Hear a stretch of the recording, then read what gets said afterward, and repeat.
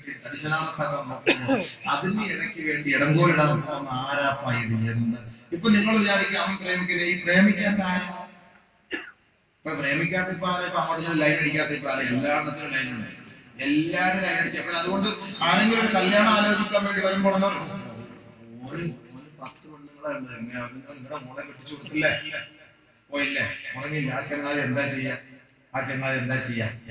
കല്യാണത്തിന്റെ സമയത്താലും പെട്ടെന്ന് കല്യാണം കഴിപ്പിച്ചു കൊടുക്കണം. അവരുടെ ശാരീരിക വിചാരങ്ങൾ പൂർത്തീകരിക്കുന്നതിനാണ് പെണ്ണ്.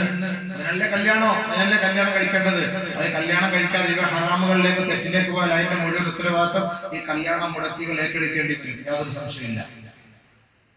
ഒരു പ്രാവശ്യം സ്വയംഭോഗം ചെയ്യുന്നതിന് ഏറ്റവും ഓരോ തെറ്റ് ഇവ ഇത് ഓർത്ത് ഇവ ഇടങ്ങാറാവും തോറും അതിനനുസരിച്ചുള്ള മുഴുവൻ തെറ്റ് ആരും ഏറ്റെടുക്കണം? ഈ കല്യാണം മുടക്കികൾ ഏറ്റെടുക്കണം. ഇനി ഗതിയില്ലാതെ ആരെങ്കിലും കൊണ്ട് വ്യഭിചരിക്കുമ്പോൾ അതിന്റെ മുഴുവൻ ഉത്തരവാദിത്വം ഏറ്റെടുക്കണം. അതുകൊണ്ട് ഫിത്നയും ഫസാദ് ഉണ്ടാക്കുന്നവനെ കുറിച്ചാണ് രണ്ടാമത് ഖബറിനകത്ത് ശിക്ഷിക്കപ്പെട്ടത്. ഞാൻ ഇത് കണ്ടുകൊണ്ടൊന്നല്ല വിഷയം എടുത്തത്. ഞാൻ വിഷയം എടുത്തപ്പോൾ ഇടയ്ക്ക് വന്നാണെങ്കിൽ കത്ത് വന്നതാണ്. അപ്പൊ ഞാൻ പറയാം, അപ്പൊ രണ്ടാമത് ഖബറിൽ ശിക്ഷിക്കപ്പെടുന്നതിന്റെ കാരണം എന്താ? ഇവന്റെ ജോലിയിൽ തന്നെ ഇങ്ങനെ ഫിത്നയും ഫസാദും പറഞ്ഞിങ്ങനെ നടക്കാം. നബിയുനാ റസൂലുള്ളാഹി സ്വല്ലല്ലാഹു അലൈഹി വസല്ലമ തങ്ങൾ പറയുകയാണ്, ലൈലത്തുൽ നസ്രിയ ബിലമ്മാ ഉരിജ ബിലസ് സമാ, ആകാശരോഹണം നടത്തിയപ്പോ മിഅ്റാജിന്റെ രാവിലെ ഞാൻ പോയപ്പോ സ്വർഗ്ഗം ഞാൻ കാണുകയുണ്ടായി, നരകം ഞാൻ കാണുകയുണ്ടായി. മറർത്തു ബിഖൗമിൻ, എന്നെ ജിബ്രീൽ സമുദായത്തിന്റെ അരികിലൂടെ എന്നെ മദീന കൊണ്ടുപോയി. മറർത്തു ബിഖൗമിൻ, സമുദായത്തിന്റെ ഓരത്തിലൂടെ ഞാൻ നടന്നുപോയി.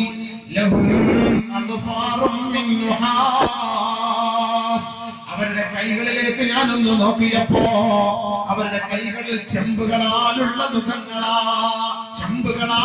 മുഖങ്ങളാണ്. യഖ്മിശൂന വജൂഹഹും വസുദൂറഹും, അവർ സ്വമേധയാ സ്വന്തമായി മുഖമെല്ലാം വലിച്ചു കീറുകയാണ്. അവരുടെ ശരീരഭാഗങ്ങളെല്ലാം വലിച്ചു കീറുകയാണ്. അവർ വീണ്ടും വലിച്ചു കീറിക്കൊണ്ടിരിക്കുകയാണ്. വികൃതമായ കോലത്തിലാണ്, അല്ലാത്ത അവസ്ഥയിലാണ്, ദുരവസ്ഥയിലാണ്. അവർ നിലവിളിച്ചുകൊണ്ടാണ് വലിച്ചു കീറുന്നത്. യാ വൈലത്താ, യാ ഹസനത്താ, ഞങ്ങളുടെ നാശമേ, ഞങ്ങൾക്ക് വന്ന നാശമേ എന്ന് നിലവിളിച്ചുകൊണ്ട് സ്വന്തം ശരീരഭാഗങ്ങളെ കീറി മുറിച്ചുകൊണ്ടിരിക്കുമ്പോ അല്ലാഹുവിന്റെ റസൂൽ ജിബ്രീലിനോട് ചോദിക്കുകയാണ്, മൻ ഹൗലാഇ യാ ജിബ്രീലേ, ഇതാരാണ് ജിബ്രീലേ? ഹബീബായ റസൂലുള്ളാഹി തങ്ങളോട് ബഹുമാനപ്പെട്ട ജിബ്രീൽ പറയുകയാണ്, ഹൗലാഇ യഅകുലൂന ലുഹൂബൻ നാസ് വയഖഊന ഫീ ആറാദിഹിം. അല്ലാഹുവിന്റെ റസൂൽ പറയുകയാണ്, ജനങ്ങളുടെ പച്ചമാംസം തിന്നുന്നവരാണ് നബിയേ.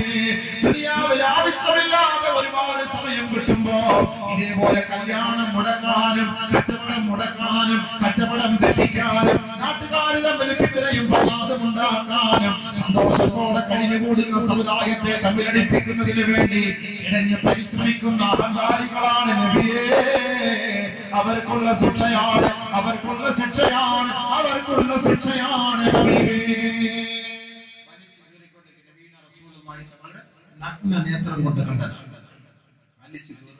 ഇത്രയും ഫസാദ് മാത്രമല്ല, നബിയുനാ റസൂലുള്ളാഹി തങ്ങൾ പറയണ, ഇയ്യാകും വൽ ഗീബാ, നിങ്ങൾ ദൂഷണം പറയുന്നതിനെ സൂക്ഷിക്കണേ. കാരണം എന്നറിയോ?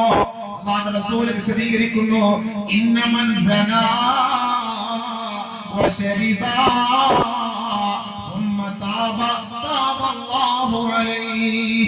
ഒരാൾ വ്യഭിചരിച്ചു എന്നിരിക്കട്ടെ, ഒരാൾ മദ്യപിച്ചു എന്നിരിക്കട്ടെ, അവന്റെ വിവരമില്ലായ്മയുടെ പേരിൽ, സാഹചര്യത്തിന്റെ സമ്മർദ്ദത്താൽ അവൻ ചെയ്തു പോയതിന്റെ പേരിൽ അവൻ വ്യഭിചരിച്ചാൽ, അവൻ പശ്ചാത്തപിച്ചു കഴിഞ്ഞാൽ, അല്ലെങ്കിൽ അവന്റെ വിവരമില്ലായ്മയുടെ പേരിൽ ആരെങ്കിലും മദ്യപിച്ചാൽ, അവൻ പശ്ചാത്തപിച്ചാൽ, അല്ലാഹു അവന്റെ പശ്ചാത്താപം സ്വീകരിക്കും.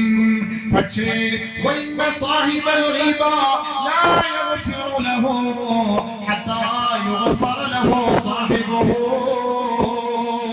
ആരെ കുറിച്ചെങ്കിലും ദൂഷണം പറഞ്ഞിട്ടുണ്ടെങ്കിൽ, ആരുടെയെങ്കിലും കല്യാണം മുടക്കിയിട്ടുണ്ടെങ്കിൽ, ആരെയെങ്കിലും ഇടങ്ങേറാക്കിയിട്ടുണ്ടെങ്കിൽ, ആരെ കുറിച്ചെങ്കിലും അപവാദം പറഞ്ഞിട്ടുണ്ടെങ്കിൽ, സഹോദരാ വ്യഭിചാരത്തെക്കാൾ വലിയ ശിക്ഷയാ, മദ്യപാനത്തെക്കാൾ വലിയ ശിക്ഷയാ. കാരണം എന്തെന്നറിയോ? അത് അല്ലാഹുവിന് പൊറുക്കാൻ കഴിയില്ല. ഒരാൾ വ്യഭിചരിച്ചാൽ അവൻ പശ്ചാത്തപിച്ചാൽ അല്ലാഹു പുറത്തു കൊടുക്കും. പക്ഷേ ഒരാളുടെ പച്ചമാംസം വന്നിട്ട് ഒരാളുടെ ദൂഷണം പറഞ്ഞിട്ട് അവൻ പള്ളിക്കകത്തേക്ക് വന്നിരുന്ന് 10 റക്അത്ത് നമസ്കരിച്ചിട്ട് അവൻ പൊട്ടിക്കരഞ്ഞ് തൗബ ചെയ്താൽ ആ തൗബ അല്ലാഹു പുറത്തു കൊടുക്കില്ല, പുറത്തു കൊടുക്കില്ല. അവന്റെ പാപം അല്ലാഹു ഏറ്റെടുക്കില്ല. കാരണം എന്തെന്നറിയോ? ഇന്ന സാഹിബൽ ഗീബ,